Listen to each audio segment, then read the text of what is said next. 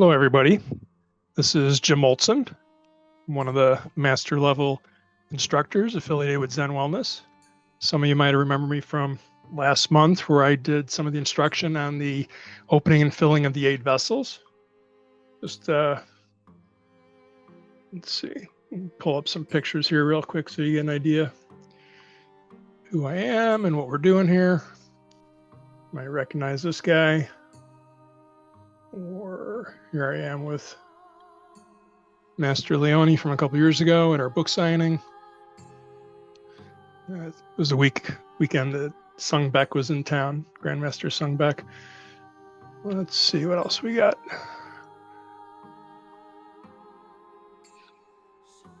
That's our group photo of some of the master level instructors that have been friends and peers for many years now, decades actually. And here I am with Grandmaster Leone at his ranch a couple months back. So what do I do here? I offer instruction locally for Tai Chi and Qigong. And I also, I'm trying to look at some of these pictures here to pull them up. I don't know where the other ones are at. Either way, regardless, I do classes and I do lectures and seminars. And I try to get more people aware of Eastern philosophy, specifically Tai Chi, Qigong, martial arts, so that they can reap the benefits that all those individuals that you saw in the pictures have been, teaching, applying towards our life for decades. So let me close out a bunch of these here. I think you got an idea who I am and what we're doing. So we're going to be talking about the 5 elements. And Grandmaster Leone and Master Sarah, they offer, whatever their instruction has been. I have a different perspective on a lot of these things. Some of it we share, some of it's different, some of it's just, looking at things from a different point of view, from different life experiences.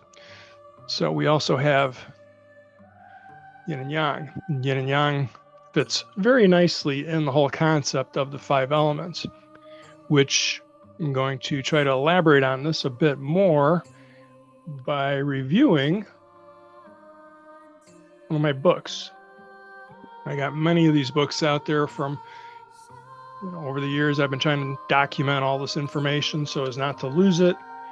I realize life is so short and we only have a certain amount of time that we can, make a difference with what we have to offer.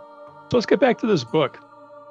Yes, I'm promoting my book, but it's much easier to do this, to give you the whole picture of what I'm trying to relate to everybody. And by going through the book, I got all these graphics and all these different images that can kind of bring this all together. So I specifically composed this front cover for this topic, pulling back the curtain. We look at our whole universe and, life on Earth as we know it. And oftentimes we don't realize all the pieces and parts that go into it to make it come together. And we don't understand this. We do understand this on a basic level. We don't know the answers. So a lot of this is very much in the gray. I am, not speaking in absolutes with all this. Most of this is, theoretic philosophy, what could be or how things do work. But if you look at this picture here, you got the curtain. And if you pull it back, you start to see how all these different shapes and objects might actually be, what are the building blocks of the universe and our Earth and our bodies. The DNA has specific spiraling shapes. The platonic solids all have shapes that we're familiar with. And the yin and yang symbol, the Tajitu is what the actual symbol's called. These are all things that maybe we don't think about them on a daily basis, but they are the building blocks behind it. So another way of looking at this would be like a wristwatch. These days people wear an Apple Watch or digital watch. You see the time on the face, but you really don't know how that comes about. The little printed circuits and electronic items that are in there. Who really cares? You just want to look at the watch face. Or similarly, like a painting. You see the beautiful artwork, the picture that was painted on the front, but you don't always take notice of the picture frame. Or if you pull the frame off the wall, what does the frame look like on the backside? There's mounting holes, there's mounting brackets, there's a wire, there's texture to the backside of the canvas. We just see one side of it, but really there's all those different components that are on the backside. And similarly, like with the watch, whether it's a digital watch or an analog watch with gears and springs in it, we don't really know what all those different pieces and parts do. We're just concerned with what we see on the surface. So that's why this cover, I find it very much in tune with what this whole discussion is about. And really what it is, the discussion on the 5 elements in Yin and Yang, is to bring awareness to the interconnectedness of everything. Everything is connected in many different ways on many different levels. So let's clear this up a little bit. Keep bringing those images back in and out as I need to. Let's keep going here. So let's get into some of the, pieces and parts of how this all comes together, at least in my mind. And then hopefully you'll see the logic behind this. So on the left-hand side here, we have signs, things that are typically shown to us as graphical images that are very much pointing to a direction. Go this way, go that way, stop here. The poison sign, don't drink this. They're very short and direct and to the point. When we look at symbols, on the other hand, on the right-hand side here, symbols often have much more meaning and are open for interpretation. The difference between the peace sign and the peace symbol. There's much more depth when you look at, why did the people who invented this or designed this make it a circle? A circle is unity, completeness, wholeness, and then, a line down the center. Why'd they pick that line? Well, it's dividing left and right. That could be right and wrong. Again, yin and yang, up and down, opposites. And then these spokes right here, they have some meaning. I'm not sure off the top of my head, but each piece and parts of these have meaning. This used to be the medical symbol, caduceus, I think's how you pronounce it. And it was, Hermes' staff. He planted the staff in the ground and 2 snakes spiraled up it. And, it has deeper mythological meaning, but the medical profession grabbed onto it. This one here, the symbol for philosophy, the Greek symbol, I believe, the triquarta, the Celtic Trinity symbol. What do we got? Leonardo da Vinci's man. There's some other name for it. Forgive me for not knowing every specific detail on these things. I try to not consider myself an expert on a lot of these topics, but I consider myself wise enough to enter into the conversation, know what I'm talking about and what I don't know what I'm talking about. So again, sometimes I get the words wrong. Don't hold it against me, if you will. So again, these different symbols, a lot of them are from different religions, or philosophies, belief systems. The Dharma, what do we call it? The Dharma chakra from Buddhism, the infinity loop, the Christ and the crucifix, the cross, the Jewish Star of David, Islam, the Aum symbol from yoga, the Yin and Yang symbol, the Taijitsu from Taoism, and the Tao right there. So anyway, different Chinese characters, pictographs or kanjis, they have deeper meaning. Big difference between signs and symbols. So I'll get back to this as we get further in this, why we're going to focus a bit on the symbols. So here we get into, like I just said, symbols, circles, triangles, squares. Carl Jung, famous philosopher from earlier in 1950s or so, 1940s, 50s, became much more popular in that he was able to bring a modern explanation, a modern voice to some of these concepts from Taoism, Buddhism, Confucianism, hundreds and hundreds of years old, some of them thousands of years old. All of these, different symbols and stuff, they've been around for a very long time. You can find them not only in written items, written documents and scrawlings on walls and caves, but in nature. You can find circles in nature in different shapes. Sometimes they're not exactly perfect, as if we drew them with a compass or some instruments, but nonetheless, you'll see them throughout. So I'm not going to get into all the different individual concepts that Carl Jung touched upon, but I will come back to it as it's appropriate as we keep going through this. So the triangle. Not only do we see triangle in nature, but we see triangle in philosophy. In so many different ways, we see things come in threes. Good things come in threes, bad things come in threes, depending upon, what your perspective is and what the topic that we're talking about. So some of the symbols that I kind of concentrate on going through this book, I don't know if we'll get all the way through the book, but definitely we'll hit upon some of the different symbols and why they relate back to our, where'd it go? Got to keep flipping back over to my other screen here, the 5 elements. Let's keep going here. Let's keep advancing. So I got to go through the text. And my focus, I want to focus on the images and the graphics. So if we start getting into what is called sacred geometry, these are some of the different building blocks or the shapes that supposedly, if you delve down into this, you'll see, all life, all the different cells, living cells, start with some type of a circle and divide and then multiply and go from one thing to the next, and then you'll see these various shapes in architecture or artwork and other geometrical configurations. Metatron's cube, some of these things you've heard Grandmaster Leone talk about over the years, and Master Sarah and some of the other teachers, and they come in, they might talk about some of these different shapes and the concepts behind them. So when we get down to here, creation of life, that's that division. Go from 1 to 2, 2 to 4 to 8 to 10, 16, 100. This has somewhat of a direct relationship to these platonic solids. And you got your triangle, you got your squares, different triangle shapes, a pentagram or pentagon, and if you add enough of the triangle shapes in there, you get a different triangle shape. So why is that important? These shapes are thought to align, there's the Metatron's cube, with, with chemistry, the structure of atoms and molecules, the building blocks of life and, all objects. And eventually you get into, the DNA strands with some of these shapes. So, here showing the flower shapes, with the triangle shapes within there and the cube shapes. You got to look for it. Some of the stuff isn't easily interpreted.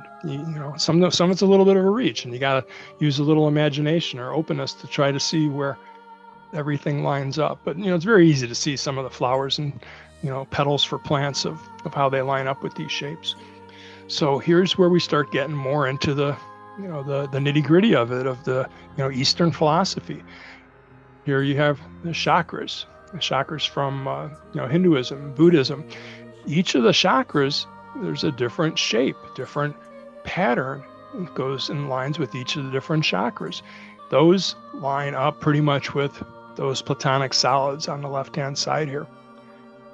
Just to list them, the dodecahedron, the octahedron, the star tetrahedron, the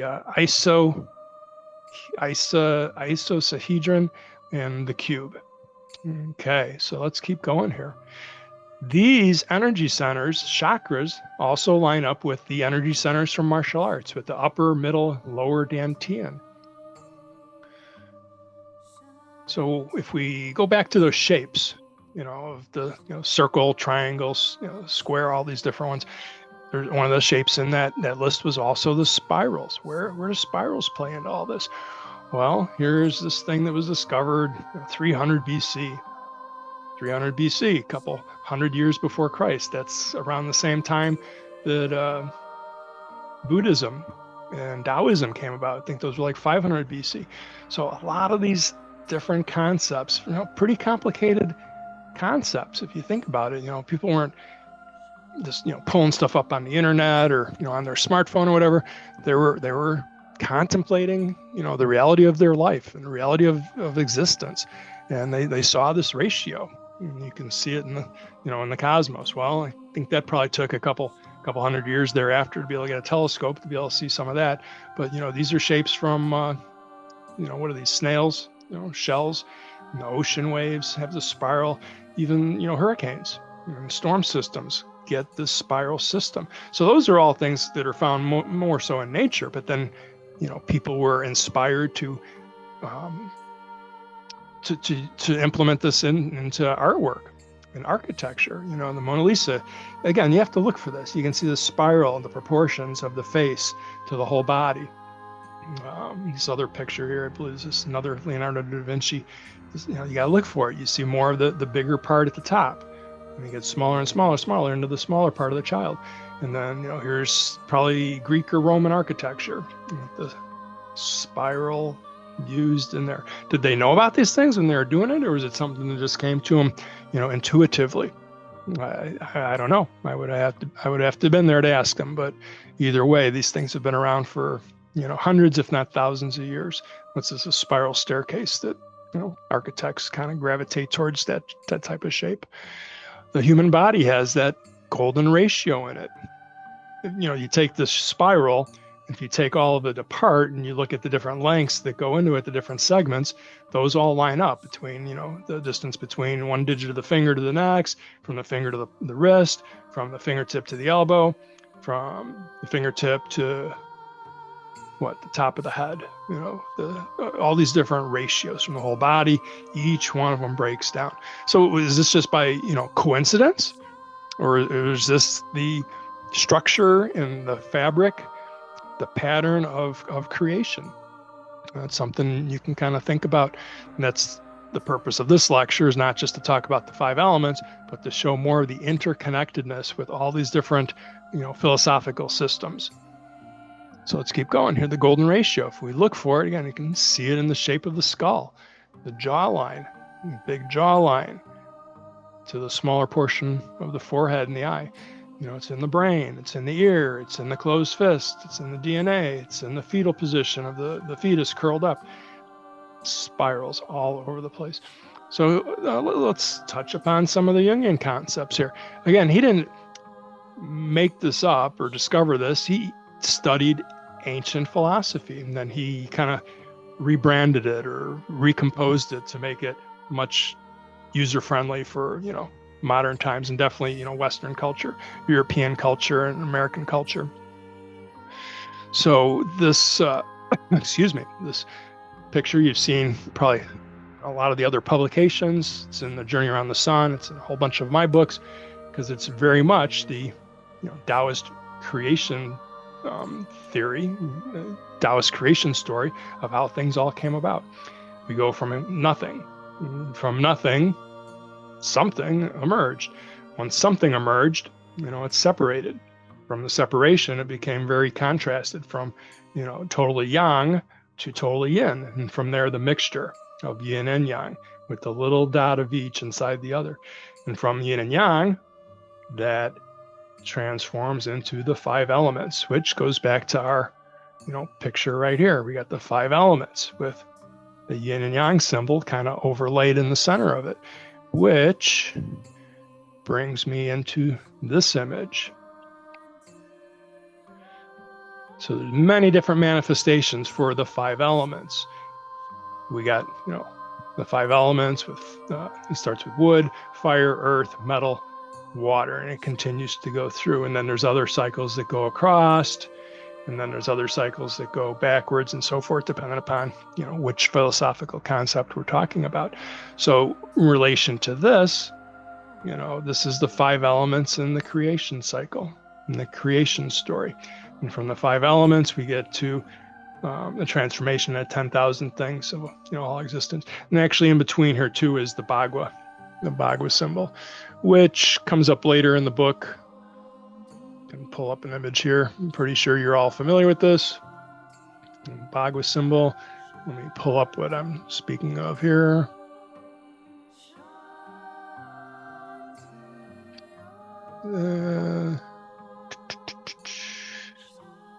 Sorry for the lull. So this isn't the image that I was looking for, but it'll work. This one.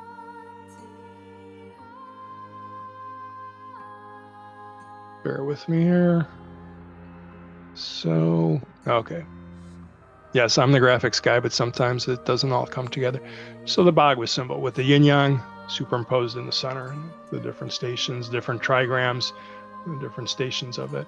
So let's throw that back over here. Not the image I wanted, but I think you get the point. Okay, so let's keep going here.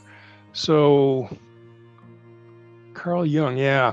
So he had all these different theories that are, taught and studied in philosophy classes, and kind of bleeds into martial arts. It kind of bleeds into self-mastery and inner transformation. Just as the yin and yang is not just black and white, it's constantly what they call, waxing and waning, where it's going from the most of whatever to the least, and then again the most to the least, the waxing and waning. So these are kind of opposites, and sometimes people's personalities fall in this. There's another name for this, this personality chart. I think it's a Briggs test that you take it and you answer some questions, and it kind of tells you where you're at on those different points. And if you're more introverted or extroverted, if you think more or go by emotions and feelings more. So again, that's all the different ways that the yin and yang, manifests and presents. So you take it to another level, you get into the personality traits, your conscious and your subconscious, and what they call the persona. That's kind of how you present yourself in different situations. You're a father or a mother in one situation, you're a teacher in another situation, you're a coach in another situation, and maybe you pack boxes or fix cars or discover cures, whatever the case, your persona, it changes from one location or social setting to the next. And yourself, we talk about finding yourself quite often. Grandmaster Leone talks about finding yourself, find your true self. That's the ability to look at yourself and see how others see you and how you really are. So the shadow, and I don't want to get into a lot of super detail on all these, explaining each different part. But the shadow, that's like the hidden side, the things that you don't always show. And it's not necessarily a bad thing. It's not good or bad. It is what it is. Maybe you, there's different things you do when you're on your own. Maybe you're a little lazy with this. You don't clean up around the house so much, whatever. It's not judgment. It's just balance between what is and what isn't. So let's keep going here. So Carl Jung definitely took this a lot further, and I get into a much more depth in my book with some of the text that goes with this. But again, it's balance, interconnectedness, and balance. So another big thing that Carl Jung hit upon, and eventually I will bring this into how the 5 elements overlap with that. But Carl Jung had this concept of the archetypes, and how at different points in your life, you're this particular thing. Again, it's kind of like the personas. During some part of your life, you might be a caregiver. You might be, the ruler of the household. You might be the creator and the artist, the sage, the explorer, the magician. And you could be all of these, but potentially more of one or the other at different points of time in your life. So again, that's with the yin and the yang, it's kind of more, and then less, and then more, whatever point in your life might bring you back into a different part of this. So just like this, with the wood, as a child starts out and they're sprouting, that might be the persona, the characteristics that an individual has when they're much younger. They're probably not going to be a caregiver when they're sprouting and they're 0 to 8 years of age, but they might be the explorer. Little children, little guys like to explore. As they get a little bit older, you're in the fire stage, the flowering, the creativity. Well, there's your artist, your magician, your hero, your lover. As the person gets to go further into the earth phase, the fruition, gain and apply, like that's your working time. You got your job, your education, maybe your family. You're applying things you've learned towards your life. So maybe in that aspect, you're the caregiver. Maybe you're the ruler, the head of a household. Sage will come in as we get get later, probably into the transformation, stage of water. So again, each of these different cycles, or each different parts of this cycle, might not line up, in that same order with the 5 elements, but they're definitely on that pattern. Okay, so just as you got the positive aspects, these are all the positive ones in the lighter color, you got the negative, because again, there's always going to be that dark side. You got your light side and the dark side. Again, not good or bad, just contrast, opposites. The destroyer, that's opposite of the creator. Well, in order to create something, sometimes you got to knock it down. You're going to build a new building. Sometimes you got to destroy the old building. Some of these seem like they could be negative, but again, it's all open for interpretation. Nothing is so black and white. The magician, using tricks and, play on words and things like that is all for a positive reason, perhaps. On the dark side, the sorcerer using it to, achieve negative means and aspects. So, hero and villain, jester, mocker. So again, all these things, it's not so black and white. It's all open for interpretation. Let's keep going. So this concept of the hero right here, this spot right here, the hero has its own cycle all unto itself. So you got a cycle here with the 5 seasons, the 5 elements cycle. You have the cycle moving through yin and yang. You have the cycle moving through, positive and negative. And then you have this cycle, the hero's journey. Again, these are the different aspects of, flowering or sprouting, rising up, growing, flowering, coming into your own, reaping the benefits of what you've learned. So this is the hero's journey. And some of you might have heard of this. There's whole books and movies on this, and documentaries of Joseph Campbell talking about the hero's journey. It's nothing new. It's something that was brought to light maybe in the early 1900s, 1930, 40, somewhere around there.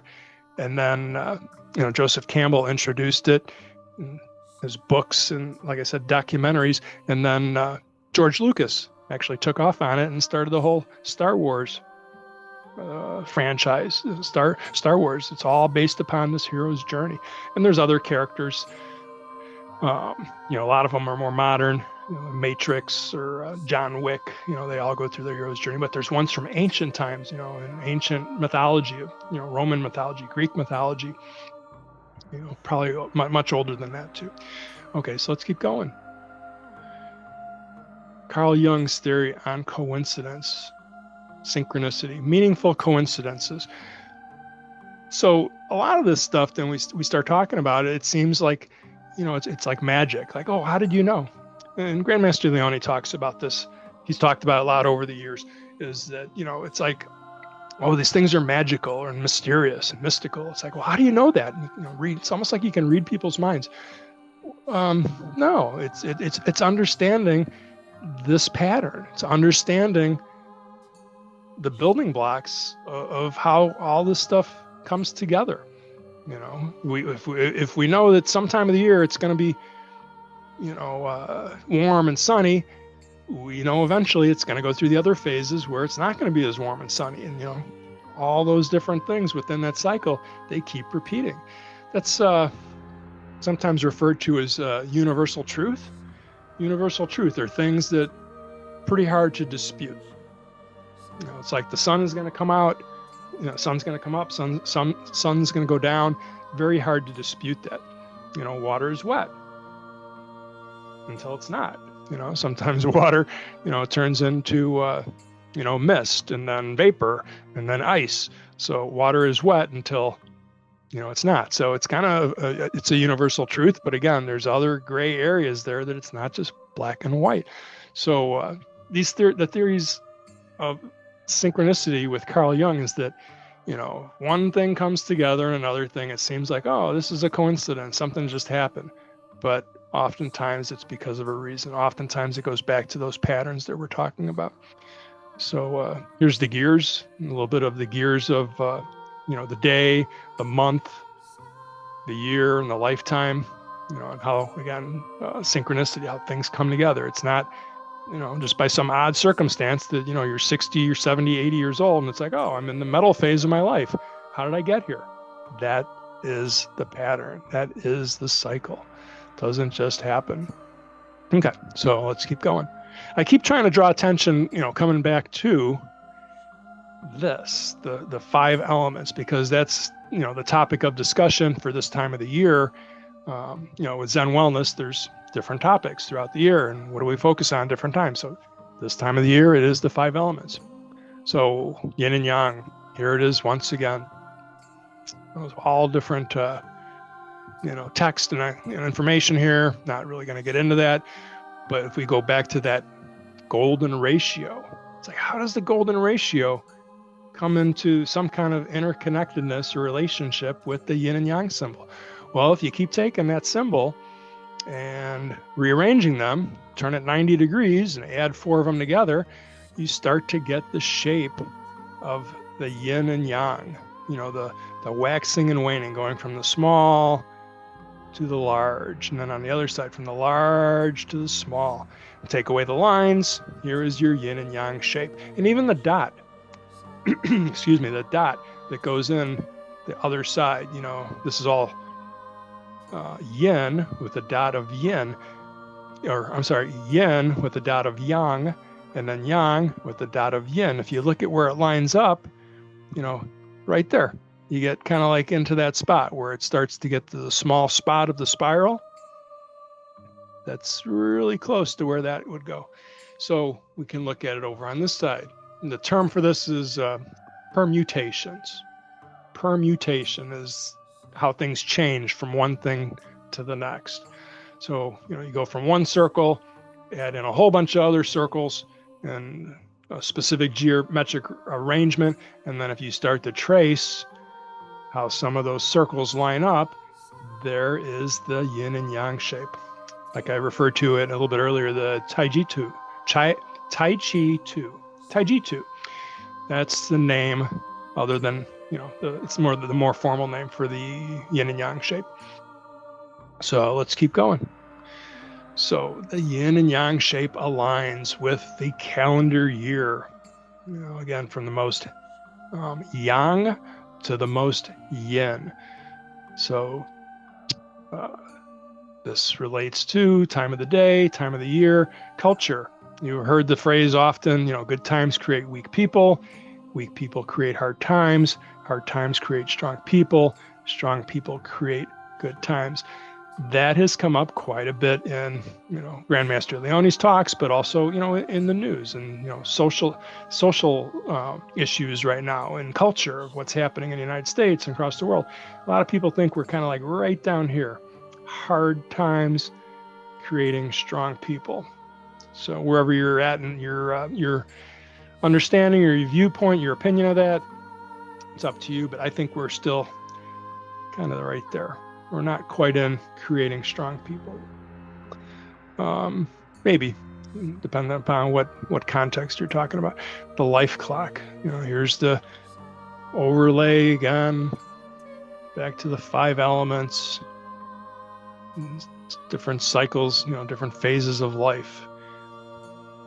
And that lines up. Okay, so let's keep going. The meaning of the yin yang symbol. A lot of you know what this is already. I've talked about this in a lot of detail with the 8 vessels of, how the body can move in that kind of pattern with, the blocks and the stretching exercise and so forth. So it has physical implication, it has philosophical implications, and it has, mental different, just basically, balance and understanding. If there's an up, there's a down. If there's an in, there's an out. And, it's very, very mechanical on that level. And there's the different, aspects, 5 aspects of yin and yang. So often I give this conversation, whether it's in my Tai Chi classes or my holistic health discussions, and people most often, they're familiar with the yin and yang symbol. They pronounce it yin yang, which kind of like poor American English pronunciation should be yin and yang. And then they'll also have a basic understanding of just this first point, opposition. Basically just, black and white, left and right, up and down. But sometimes you got to go further and see the depth and the meaning behind the yin yang symbol, the interdependence. You need to have a root structure in order to have a tree trunk and branches above. You need to have mutual consuming. You go mutual consuming increasing, go from daytime to nighttime. Mutual transforming. It takes two to tango. You need to have the male and the female parts in order for the cell to develop into a new human being. Infinite divisibility. You can just keep taking this farther and farther. For every grain of sand, there's another grain of sand. It's not like there's a specific number. It seems, a drop in the ocean. There's always going to be more drops in the ocean. There's not a finite amount. So all of these things, again, open for interpretation and discussion. Nothing is truly black and white. So this is just, again, a lot more detail of the different ways that, the yin and yang presents itself. And there's a saying, I've heard it, I use it quite often. It's, once you start to see, yin and yang, you begin to see yin and yang in all things. And it's kind of like the idea of a carpenter. Carpenter only has one tool. He's got a hammer.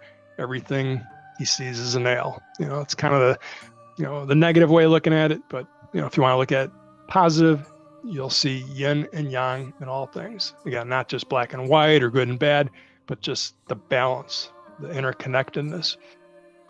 So now we get into how what do we got? We got this order here. So going back to that creation story again, yin and yang is up near the top.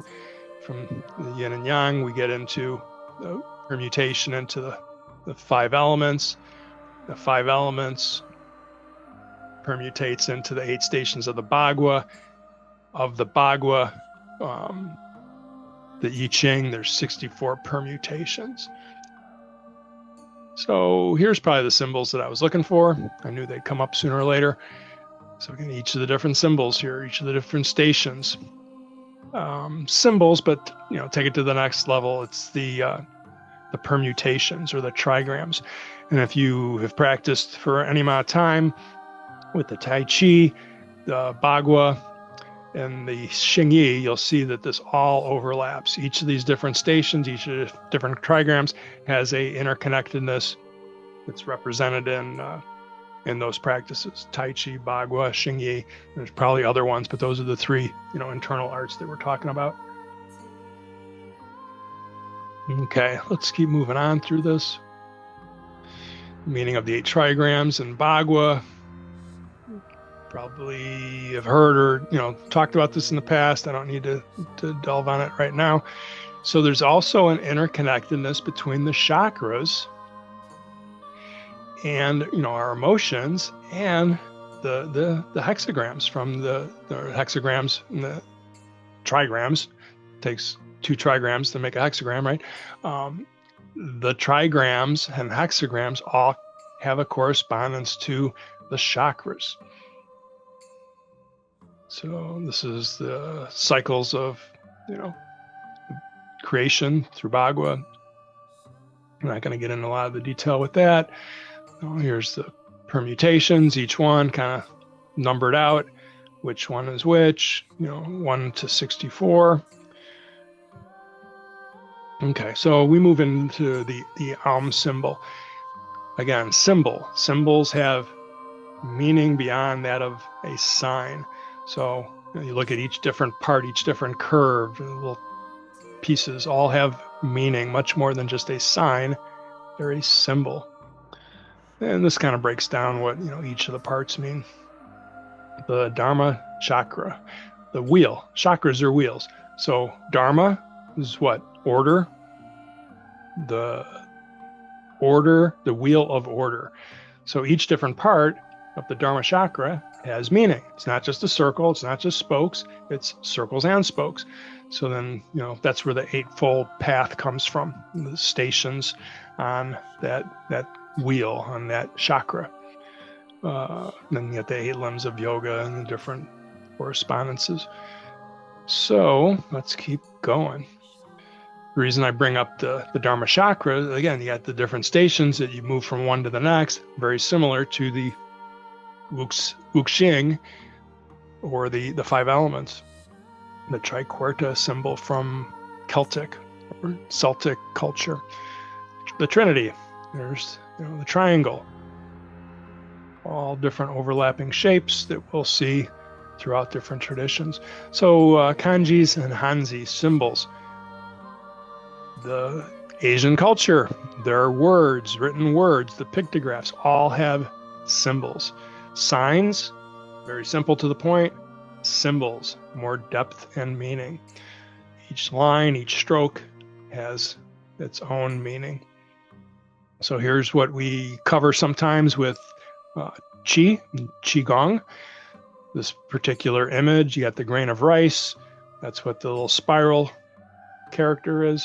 The wisps of steam coming up above, like on a pot or on a stove with a pot of rice and pot of water.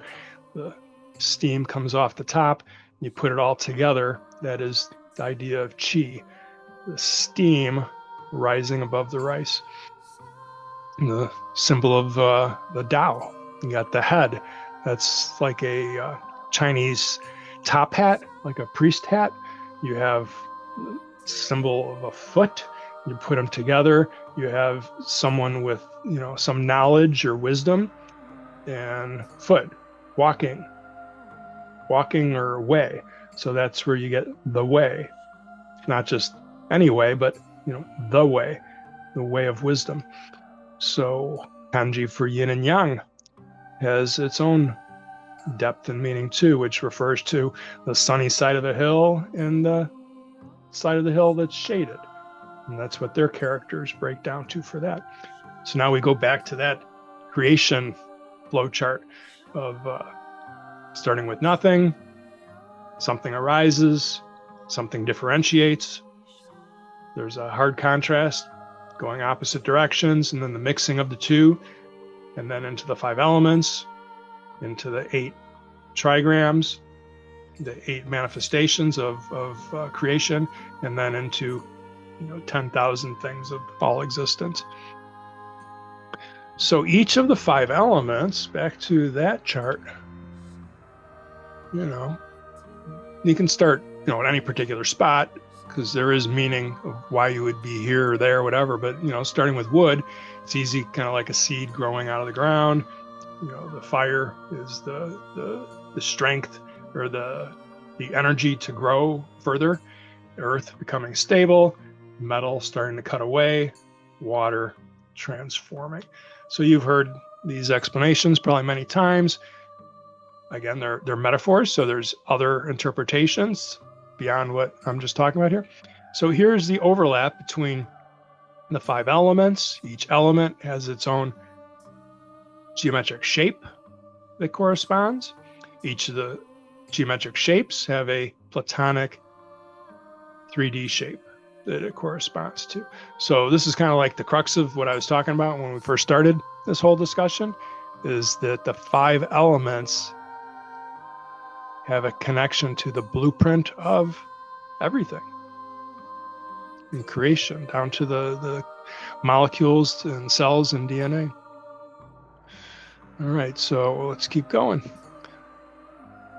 I'm trying to keep things relative to what we're talking about with the 5 elements. The whole book is about symbolism, signs and symbols, meaning and depth, but I'm trying to keep it all on track with symbols relative to the 5 elements, the Wuxing.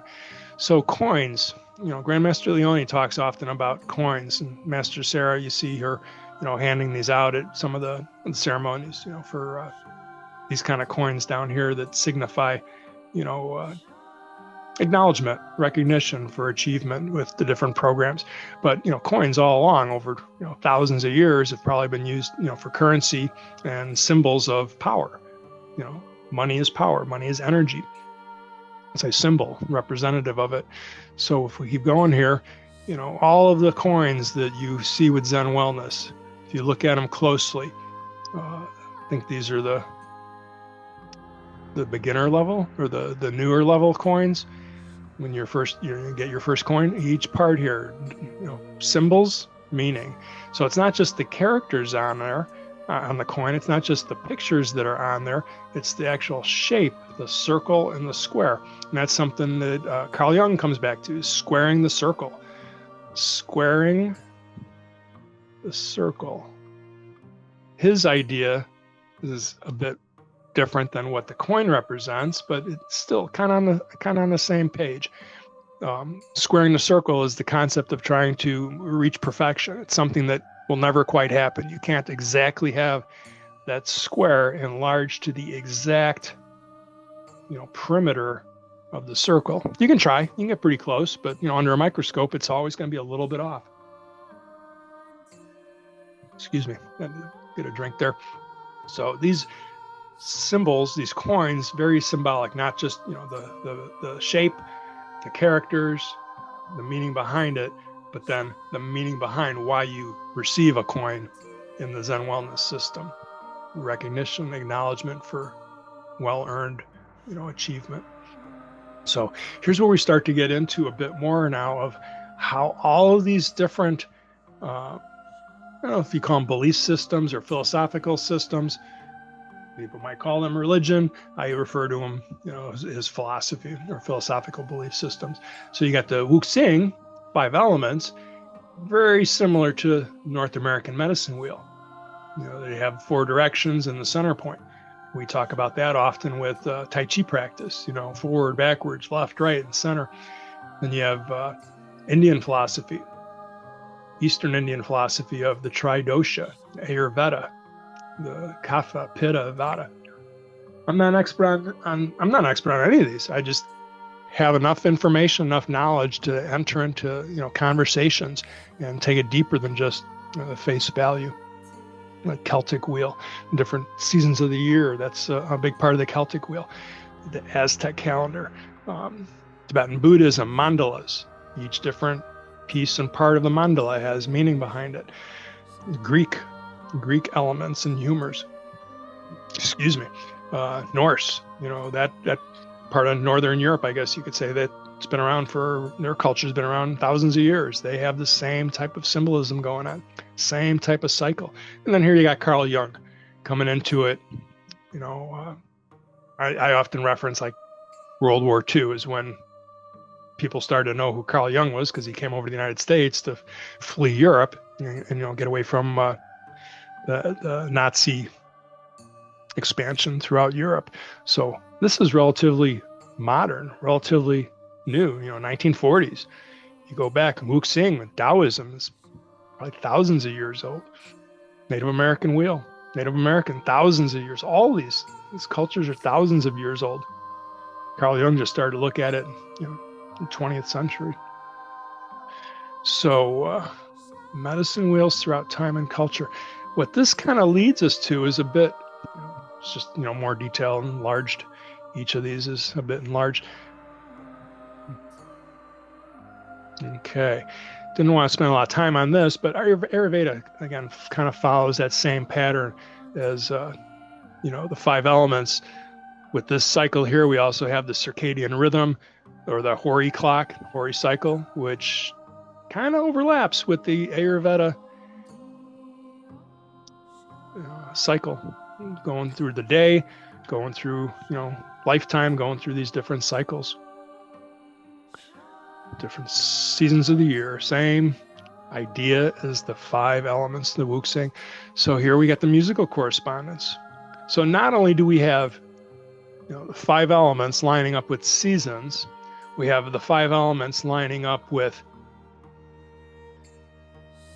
American indigenous culture and philosophy.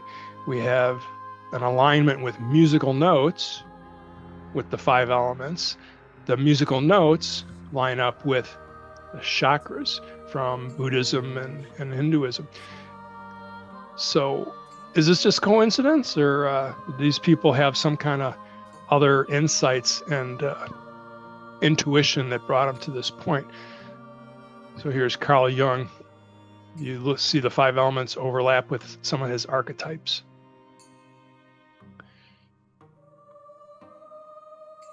So what I wanted to get to, I hope it's coming up here soon, is why do these things all go back to here?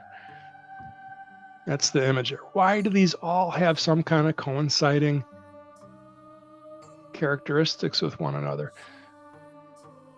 And hopefully it's coming up here soon. Well, here's another interpretation of the manifestation or the permutations between the 5 elements, and then into the creation cycle and destruction cycle. That's what this is representing, adding the yin yang into the balance of it all. Then you start getting into the organs. You have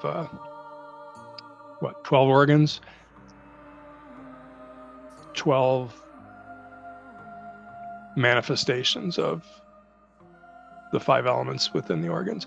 And then the 5 Shen, spiritual correspondence, the seasonal correspondence, and the 5th element. Again, a lot of these things are other discussions we can get into further. Grandmaster Leone, Master Sarah have gone over some of these, some detail. So here's where we're going here. And these, each one just kind of a little bit more detail of what those 5 elements overlap into, correspondence of the 5 elements. A master chart. This is a really good page right here. It's actually 2 pages, and it just kind of lays out how everything connects, each of the different correspondence. So there was a chart. These charts are good. Kind of gives you it broken down in a table fashion. Then this puts it into the cycles, like a wheel. Okay. Keep going. Hari clock, Ori clock. Now we start to get into where we're going to come back to what I was talking about, why all those different systems overlap. It just hasn't come up yet for me to discuss it here in the book. The different mind and body systems of how they have all the symbolism.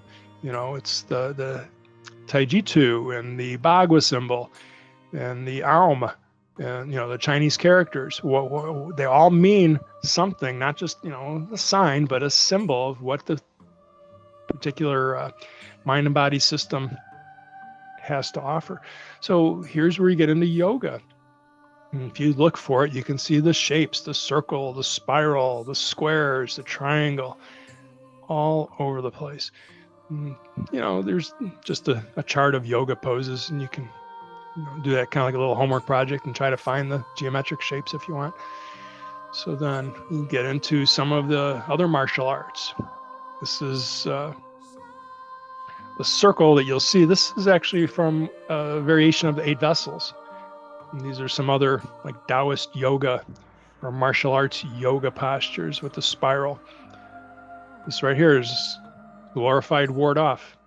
It's not Tai Chi, but more of a Kung Fu practice. Practicing ward off and make that triangle shape. These are back exercises, Taoist yoga.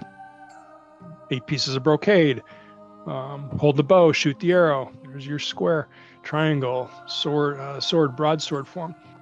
So hopefully you're getting the gist of this, going back to the very beginning, that all of this symbolism, not the signs, but the symbolism is very much interconnected throughout thousands and thousands of years of history and practices within. Here's the Yin Yang symbol, the stations of the eight energies, 8 arm gestures. I put this in there again, a little redundant, but just to, again, connect what we're talking to at this point of how this kind of gets into the Tai Chi. So what I did, I took this whole chunk right here of the 5 elements, and I pulled it out, and we put it in here, the 5 root powers that we practice with Tai Chi. And then we pull out the Bagua, and there's the 8 energies with the 8 arm positions, 8 arm gestures of ward off, roll back, shoulder, elbow, press, pull, push, split. That's the 8 energies. And then this just kind of goes into the physical practice of practicing those movements. So this is a Qigong and Neigong application of how to position the body, where there's tension, where the alignments, structural alignments are, and how the yin yang shape presents itself. And Tai Chi, divide heaven and earth. You'll hear it often, embrace the ball, but it's all throughout these practices. Those are a lot of the Tai Chi postures. This is your Dao Yin, martial arts yoga, martial arts application. All have the concept of yin and yang. Then get back to the 5 root powers. That's the 5 elements. Moving forward, pulling backward, shifting left, shifting right, stabilizing in the center. Here's the 8 energies, the 8 arm positions. So you got the yin yang overlapping with the Bagua. Bagua practice. Same idea. Same stuff, moving through it. So again, there's a lot of detail in this. You want the book, get a copy of the book. If not, review through here. It looks like I'm touching upon each page. Not with a lot of detail, but enough to give you the general idea. So what I'm really hoping to get to here is, might have left it out. It's what's called Morphic Resonance. Well, let's see if I can find it. Maybe you've heard of this before. Morphic Resonance. Sheldrake. Melvin Sheldrake, something like that. Can't remember his exact name. That's why I was hoping it would come up here. I'm thinking I just glanced past it. There we go. That's it. I did go past it. Rupert Sheldrake, 1981. I think he's a British, parapsychology researcher. He came up with this idea, you might have heard of this before, maybe not, that when a species, whether it's, a mammal, humans, elephants, rats, whatever, maybe other species too, they develop a certain skill. Seemingly, it transfers across the species worldwide from one spot to the next. So, for example, if a mouse or a rat figures out how to go through a maze to find food at the end of the maze, go to some other part of the world where there's mice and rats, they seemingly figure out the same thing, how to get through the maze to find the rats. Very interesting concept. We can look at it in American culture. And I always think like you see somebody playing a musical instrument or a guitar, piano, and it's like, oh my gosh, that's so complicated. And then you see somebody can learn it, another person can learn it. It's like, oh, this isn't such a big deal. And then you travel somewhere and you see some young child, protege, and they can play the piano, and they maybe never even had lessons. And it's like, wow, how did they figure that out? How did they learn that? So that idea that there's some kind of interconnectedness in our psyche, in our bodies, in our environment, in our world, in the cosmos, however you want to look at it, there's some reason why, Chinese culture, indigenous American culture, that's North and South American too, Indian culture, Irish with the Celtic culture, Aztec back to South America, back to China, Tibetan Buddhism, back to Europe with Greek, Northern Europe with Norse, and then, Central Europe, Germany, Jungian, Carl Jung. All of these things might have happened in different places throughout the world when there was no real means of elaborate communication. How did this jump from China to the Americas? Going from China to India, maybe, probably would have taken a while for people to travel. But again, from India to Ireland, to Greece. Carl Jung, he's modern. He had the opportunity to study these with modern communication, books, telephones, travel. He could go to these areas and study it. Thousands of years BC, these cultures didn't necessarily know about each other, but amazingly, they seem to have the same concepts interwoven throughout their culture. So, on that thought, I am going to wrap this up. Don't know how long I went. Hopefully I kept your interest throughout. This is the interconnectedness of it all. What I started out with explaining, hopefully I came full circle. Definitely intended. Come back to this whole concept, the yin and yang and the 5 elements. Oh, and we got to bring in the bush baby. Yin and yang, bush baby, yin and yang in all things.